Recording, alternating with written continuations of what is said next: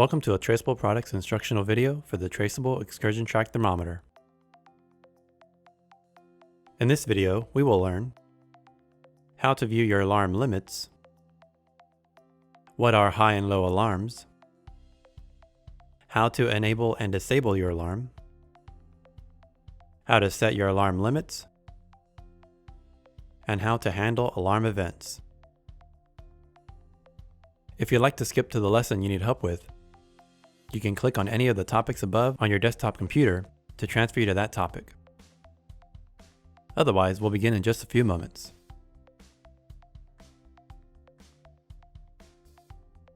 Let's get started. How to view your alarm limits.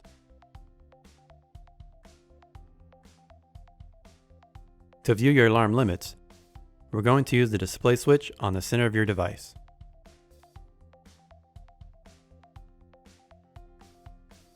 Move this switch until it aligns with the words alarm. Once you do this, your LCD will change to show your current temperature at the top, the low alarm in the center, and the high alarm at the bottom. The alarm limits are the low and high alarms. Now that we know the alarm limits, let's learn what the high and low alarms are. What are high and low alarms? High and low alarms are incredibly useful in helping you protect temperature-sensitive environments or supplies. By setting a low alarm and a high alarm, your device will alert you audibly and visually when the temperature of your environment exceeds the high alarm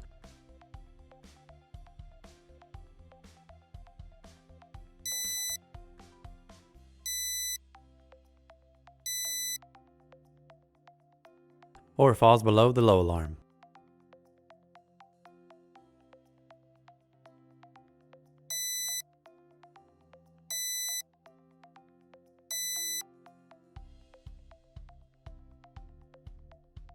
How to enable and disable your alarm. To enable or disable your alarm, we're going to use the alarm switch located towards the left. If you'd like to enable your alarm, be sure to align the alarm switch with the word on.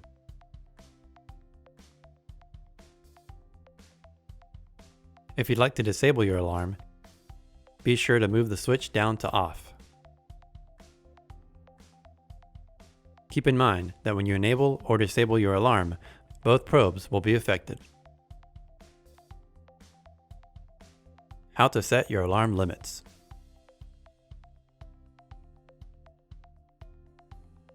Before we begin setting your alarm limits, we'll need to do three things. First, we'll select the probe we want to set our alarm limits for.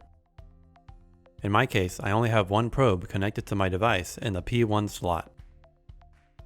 So I'm going to leave the probe switch on the left to the number 1 position. Second, we'll locate the display switch on the center of your device. Move this switch so that it aligns with the words alarm. Once you do this, your LCD will change to show your current temperature at the top, the low alarm in the center, and the high alarm at the bottom. And third, we'll need to lower the bottom door to our device to reveal the select and advance buttons. Press your thumbs on both sides here and slide the door down. Once you do this, you'll find the select and advance buttons on the right. These are the two buttons we'll be using to set our alarm limits. Let's learn about each button now. The select button allows you to select fields on your LCD that you'd like to change. Each press will move the flashing field to the next area.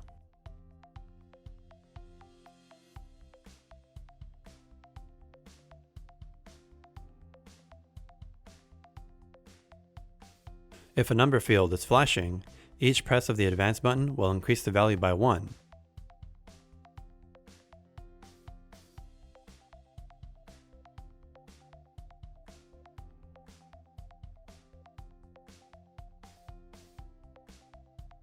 If the words low alarm or high alarm are flashing, pressing the advance button here will change the values between negative and positive.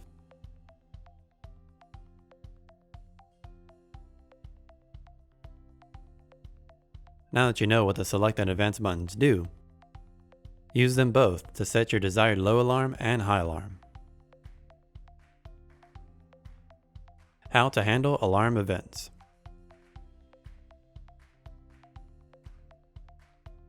When an alarm triggers, there are 2 ways to handle the alarms.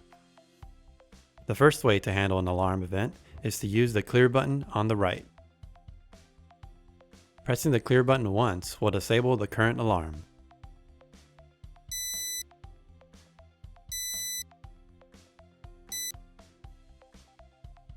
If the current temperature returns in between its low and high alarm,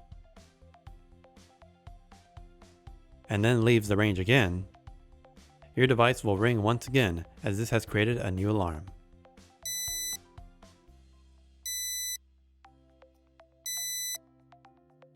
The second way to handle an alarm event is to use the alarm switch on the left. Sliding the switch down to off will disable the current alarm.